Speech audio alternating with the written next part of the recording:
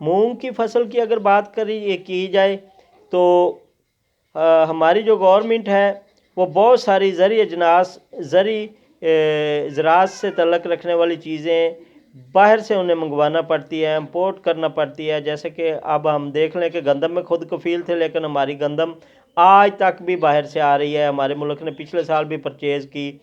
تو اس حوالے سے کسان بھائیوں کو خود کفیل بنانے کے لیے، پاکستان کو خود کفیل بنانے کے لیے پنجاب گورنمنٹ نے، وفاق نے مل کے ایک منصوبہ تیار کیا جس میں دالوں پہ سبسڈی کا اعلان کیا گیا. دالوں میں چنے پہ بھی سبسڈی کا اعلان ہے، دال مونگ پہ بھی 1000 روپیہ گورنمنٹ سبسڈی دے رہی ہے.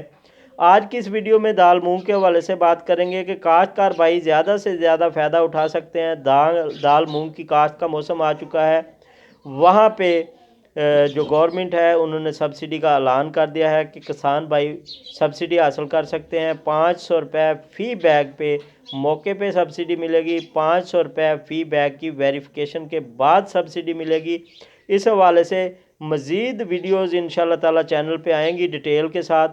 تو کسی دوست کو کوئی سوال ہو کسی سیڈ، کسی اپنا ویریفیکیشن یا کسی سبسڈی کے حوالے سے، تو وہ مجھے واٹس ایپ پہ پوچھ سکتا ہے تفصیل کے ساتھ. 034467275870 0344